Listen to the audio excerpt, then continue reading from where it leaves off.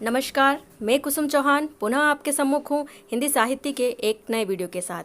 हिंदी साहित्य के काव्यांग परिचय के अंतर्गत आज के इस वीडियो में हम पढ़ेंगे अलंकारों के बारे में। अलंकार भाग 1 में हम पढ़ेंगे अलंकारों का परिचय।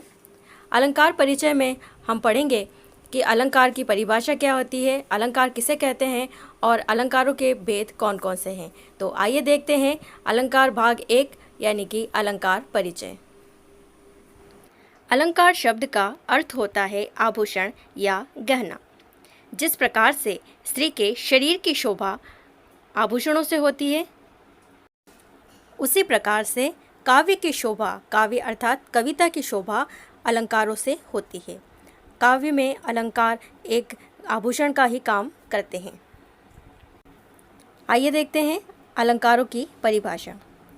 काव्य के सभी शोभावर्धक धर्म अलंकार कहे जाते हैं, अर्थात वे सभी तत्व, वे सभी धर्म जो काव्य की शोभा को बढ़ाते हैं वे अलंकार कहे जाते हैं। कहा गया है अलम करोति इति अलंकारः, अर्थात जो अलंकृत करता है उसको अलंकार कहते हैं। जिस प्रकार से कोई सुंदरी नारी अगर आभूषण धारण करती है तो वो और ज़्यादा सुंदर लगती है, उसी प्रकार से कविता यदि अलंकारों से युक्त है तो उसका सौंदर्य भी और अधिक बढ़ जाता है और उसकी सरसता भी बढ़ जाती है। काव्य को सुसज्जित करने तथा उसके प्रभाव को बढ़ाने वाले कारक अलंकार कहलाते हैं। कविता में अलंकारों की क्या आवश्यकता है और अलंकारों का कविता में क्या महत्व है, आइए इनको कुछ बिंदुओं के माध्यम से समझते हैं। अलंकार काव्य के लिए आवश्यक है क्योंकि अलंकारों द्वारा कविता के सौंदर्य को बढ़ाया जाता है, जिससे कविता और अधिक सुंदर लगने लगती है और उसके अंदर सरसता का भी समावेश हो जाता है। अलंकारों के प्रयोग से काव्य सुरुचिपूर्ण तथा आकर्षक हो जाता है, बड़ा ही सुंदर दिखता है और सुनने और पढ़ने में भी वह काव्य बड़ा आकर्षक हो जाता है। अलंकार भाषा की गुणवत्ता एवं प्रभाव को बढ़ाते हैं। भाषा जो है वो साधारण भाषा न होकर एक चमत्कारिक और एक अलंकृत भाषा हो जाती है, जो उस भाषा की गुणवत्ता और उसके प्रभाव को कई गुना बढ़ा देते हैं।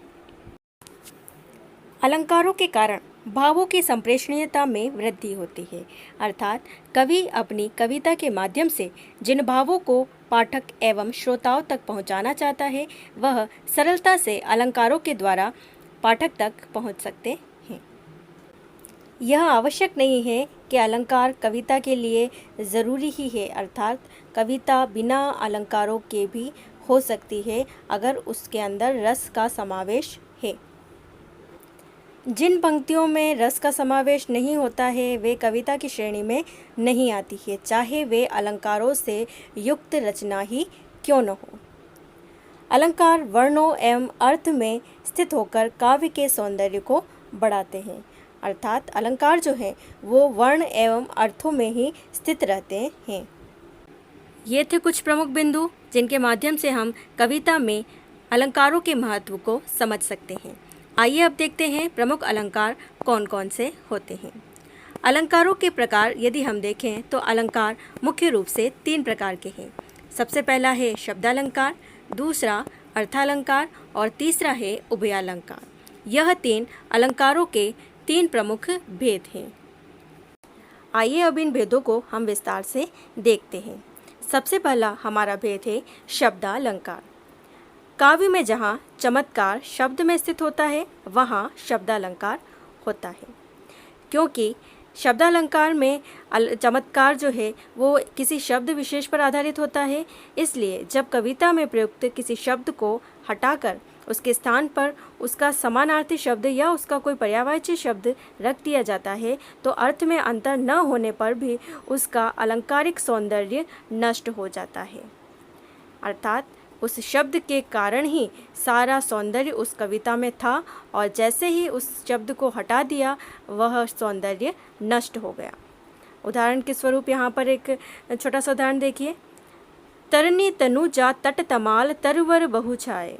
यह एक अनुप्रास अलंकार का उदाहरण है जिसमें त वर्ण की आवृत्ति हो रही है। इस पंक्ति में यमुना पर तमाल वृक्ष छाए इस प्रकार परिवर्तित करने पर अनुप्रास का सौंदर्य जो है वो समाप्त हो जाएगा। अनुप्रास जो का सौंदर्य वर्णों की आवृत्ति में है, अगर उस वर्ण का शब्द हम वहाँ नहीं रखेंगे, इस एक समान वर्ण का शब्द हम वहाँ नहीं रखेंगे, तो वहाँ पर अनुप्रास अलंकार का सौंदर्य समाप्त हो जाएगा। अनुप्रास, यमक, श्लेष, पुनरुक्ति, वक्रोक्ति आदि प्रमुख शब्द अलंकार होते हैं। अलंकारों का दूसरा भेद है अर्थालंकार। जहाँ काव्यगत चमत्कार शब्द पर नहीं अर्थ पर निर्भर होता है, वहाँ अर्थालंकार होता है। अर्थात जहाँ पर कविता का सौंदर्य किसी शब्द विशेष पर आधारित न होकर उसके अर्थ पर आधारित होता है, वहाँ पर अर्थालंकार होता है। अर्थालंकार की कविता में प्रयुक्त शब्द को हटाने तथा उसके स्थान पर उसका पर्यायवाची शब्द रखने पर भी अलंकार का सौंदर्य नष्ट नहीं होता है, वह अलंकार वैसा ही बना रहता है। इसका एक उदाहरण हम देखते हैं। नीले फूल कमल दल सी गात की श्यामता है। यहाँ पर इस पंक्ति में अगर किसी शब्द के स्थान पर हम कोई पर्यायवाची शब्द भी रख दें उसका, फिर भी उस कविता का सौंदर्य नष्ट नहीं होगा, क्योंकि यहाँ पर अलंकार जो है वह शब्द पर आधारित न होकर अर्थ पर आधारित है। यहाँ पर फूल के स्थान पर अगर पुष्प का उपयोग कर लिया जाए या कमल दल के स्थान पर पंकज दल लिख दिया जाए, फिर भी उस कविता का सौंदर्य नष्ट नहीं होगा। अर्थात इन पंक्तियों में अर्थालंकार है। उपमा, रूपक, अन्योक्ति, विभावना आदि प्रमुख अर्थालंकार हैं। आइए अब देखते हैं अर्थालंकार के प्रमुख भेद। अर्थालंकार के 5 प्रमुख भेद हैं। सबसे पहला इसका भेद है सादृश्य मूलक अर्थालंकार। दूसरा इसका भेद है विरोध मूलक अर्थालंकार। तीसरा भेद है श्रृंखला मूलक अर्थालंकार। चौथा भेद है इसका न्याय मूलक अर्थालंकार और इसका 5वां भेद है गूढ़ार्थ मूलक अर्थालंकार। यह थे अर्थालंकार के 5 प्रमुख भेद। आइए अब देखते हैं अलंकारों का तीसरा भेद उभयालंकार। उभयालंकार वे अलंकार होते हैं जहाँ पर चमत्कार शब्द एवं अर्थ दोनों पर आधारित होता है। अर्थात जहाँ पर कविता में चमत्कार शब्द और अर्थ दोनों में स्थित रहता है, वहाँ उभयालंकार होता है। श्लेष एक प्रमुख उभयालंकार है। श्लेष का यहाँ एक उदाहरण हम देखते हैं।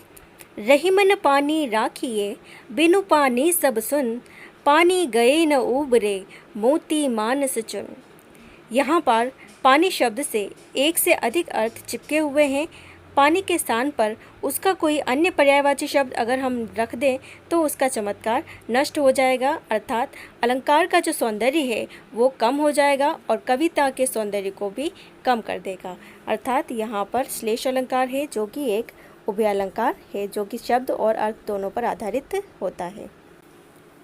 ये था हमारा आज का वीडियो अलंकार भाग 1। अलंकार भाग 2 में हम लेके आएंगे शब्दालंकारों के बारे में। अगर आपको हमारा ये वीडियो पसंद आया तो लाइक करें और ऐसे ही हिंदी साहित्य के महत्वपूर्ण वीडियोस देखने के लिए मेरे चैनल को सब्सक्राइब करें।